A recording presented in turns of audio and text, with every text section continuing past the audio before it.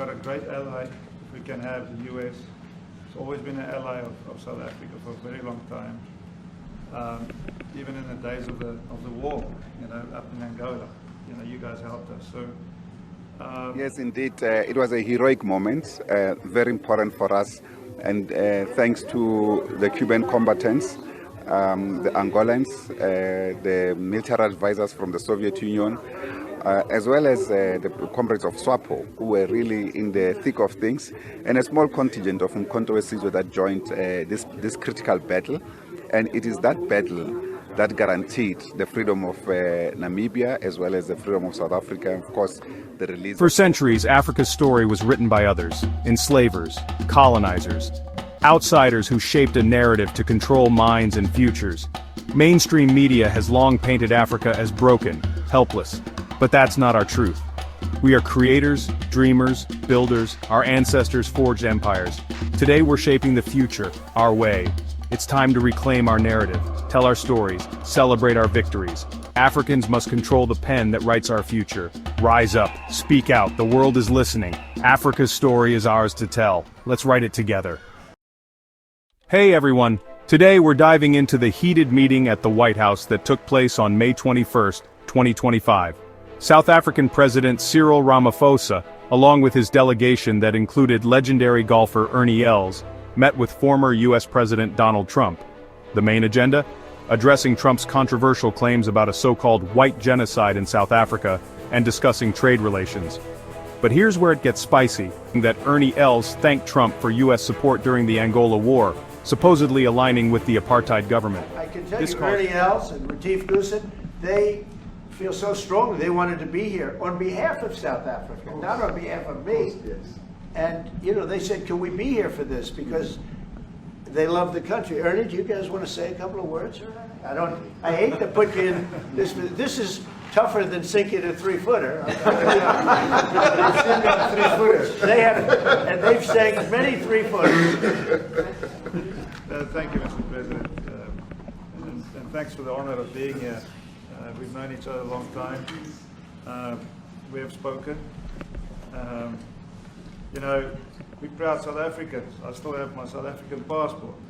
We travel with this passport, and I got my visa here.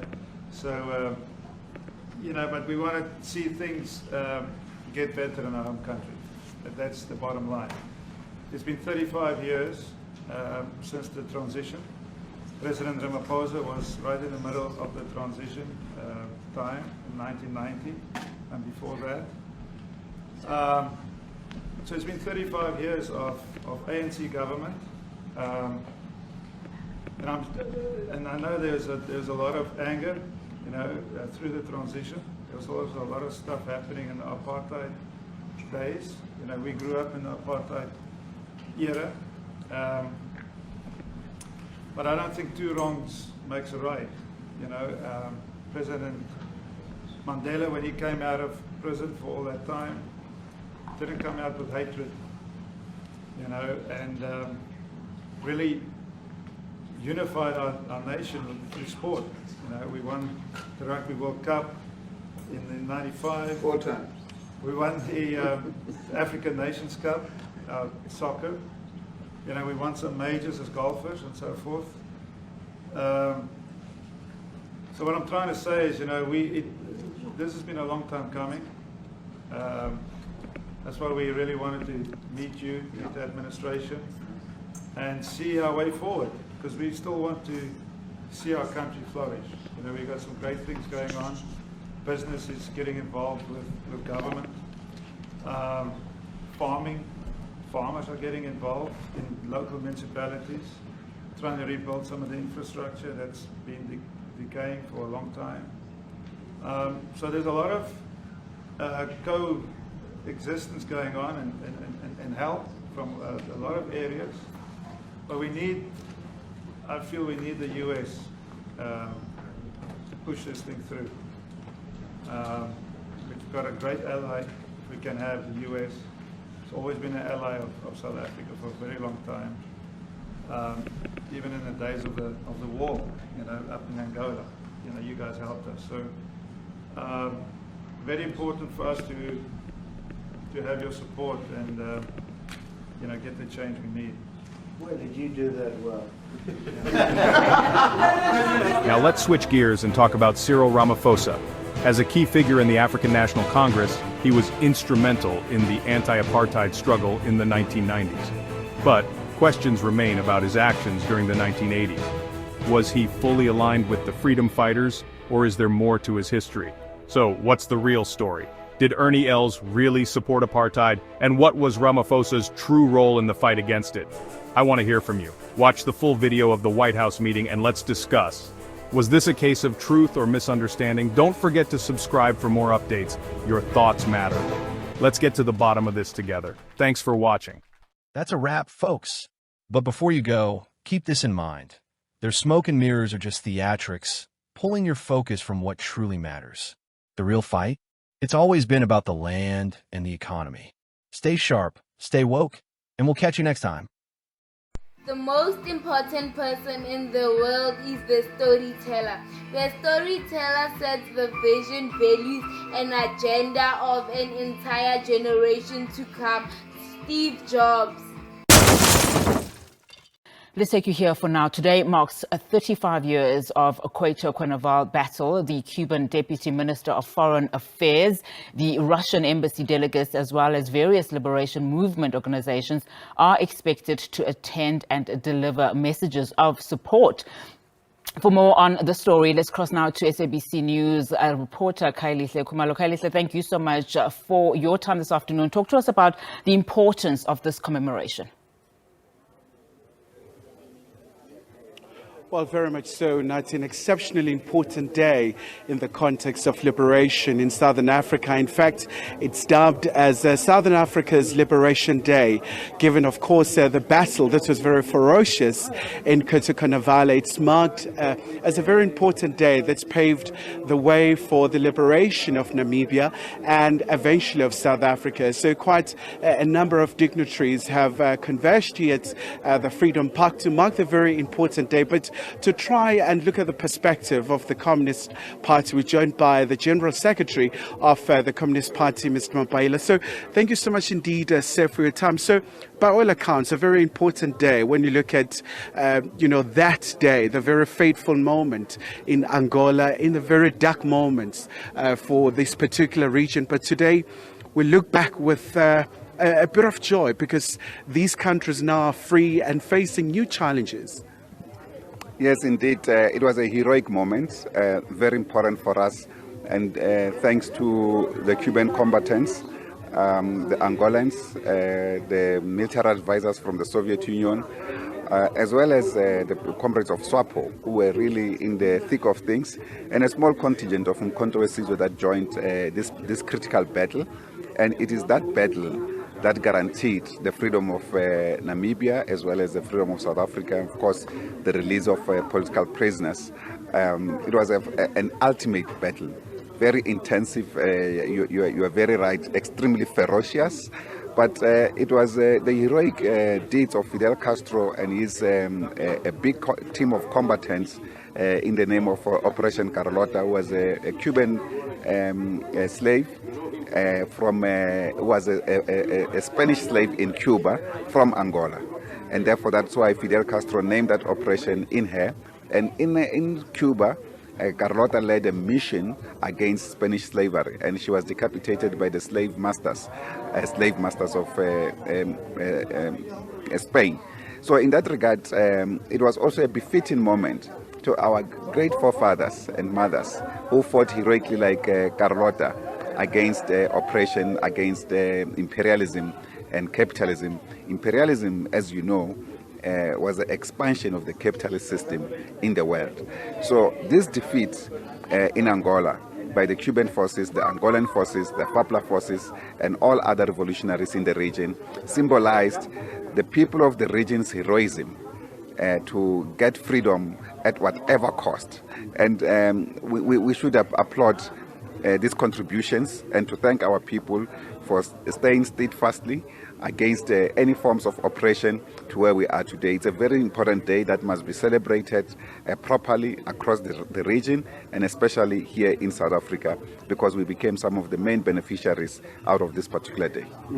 But once again, say it comes at a very critical time where you have the Russia-Ukraine conflict, and recently we saw the International Criminal Court saying that there is a warrant of arrest out for the Russian Federation President Vladimir Putin. What do you make of these developments? We do know that this is South Africa's ally, inevitably your ally is the Communist Party. What would be your advice to the South African government? We know that the BRICS summit is coming to our shores, so South Africa may find itself in this nightmarish position where it would have to carry out its obligations since it signed the Rome Statute. But what's the viewpoint in this issue? Firstly, Kaya, is to indicate that this battle in Cuba was almost the last frontier of the Cold War, because soon thereafter there will be the disintegration of the Soviet system, which was the pillar against a unipolar world of the Western countries, and we have always balanced the world in a multipolar way, as well as having the non-aligned movement in that regard. Today we have new battles that are showing the rejection of unipolarity since the fall of the Soviet Union, and therefore Russia has emerged as an important pillar to the system of a multipolar world. In other words, a system of international democracy, multiple democracy, not where one country thinks its values are universal, like what the Western world think. They think that their values should be complied by everyone, which is quite unacceptable. So that's what Russia represents today. That's what BRICS, for instance, represent today.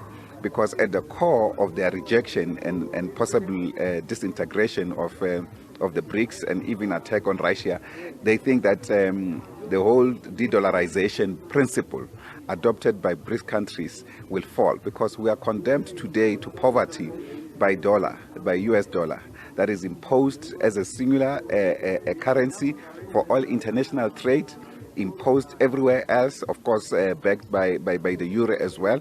So the President Putin and his participation in the BRICS countries is extremely important for us in the process to reconfigure world power relations, to create new world power relations against one dominant figure, which is the US and Europe, which speaks as one through the NATO, that is not Atlantic Treaty Organization. As you know, with the fall of the Soviet Union, the Warsaw Pact group disintegrated, but the NATO didn't disintegrate. It should have disintegrated as well. So the ICC's nonsensical warrant against President Putin, it's immaterial. It cannot be, it has no binding effect on us. The IEC did not go for people who killed the people of Yugoslavia, the Americans. They did not go for the people of America who killed the Iraqis people. When they invaded Iraq, they created an impression that they are weapons of mass destruction. They didn't find none. Yet the IEC has not issued any warrant of arrest against any US president. Gbagbo was arrested here in order for the French government to still take cocoa to determine the price of cocoa in the world market, which they don't produce. It's produced largely in the Ivory Coast. So they humiliated President Gbagbo and his wife through the warrant of arrest exercised by this criminal entity of imperialism, the ICC. It has no credibility whatsoever. Of course, the problem has been that African countries or developing countries, when they saw any other instrument that can limit the abuse of power, they thought they could go for it. But we have seen that this institution is actually a creation of imperialist forces who do not even belong to it. The Americans do not belong to it. By the way, even President Russia has not signed the Rome Statute, so it's not binding. And to think that South Africa will be foolish to try and arrest President Putin, I mean, really, are they mad? I think that thing, it's immaterial. It cannot be exercised. On the contrary, we will be organizing and to welcome President Putin in South Africa as progressive forces in order to strengthen the new international world order.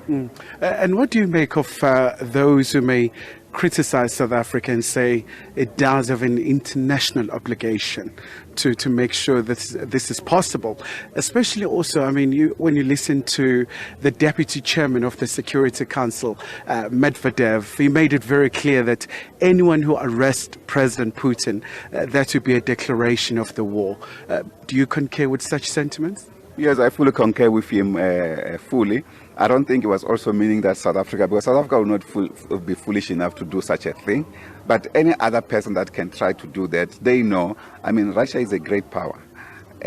We know that. And I think the West made a mistake. They thought they've weakened it enough.